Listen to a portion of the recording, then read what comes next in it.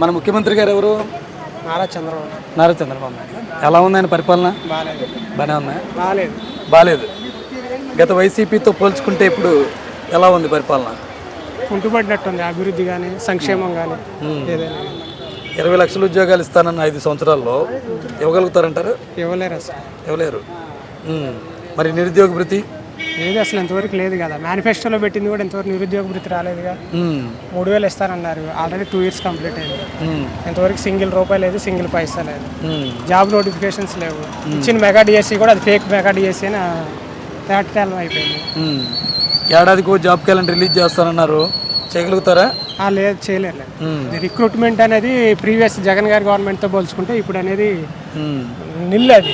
ఎందుకంటే అప్పుడు సచివాలయం పోస్టులు వచ్చినాయి. ఆ సచివాలయం పోస్టులు ఉండబట్టే ఇప్పుడు గ్రామంలో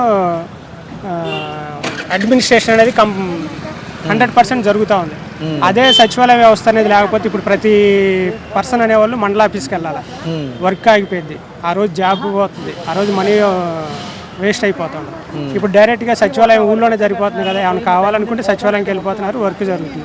ఆయన పెట్టిన అడ్మినిస్ట్రేషన్ అనేది ఇప్పుడు 100% జనాలకు యూజ్ అవుతుంది. అప్పుడు ఎలా యూజ్ అయిందో ఇప్పటికీ 100% అలానే యూజ్ అవుతుంది.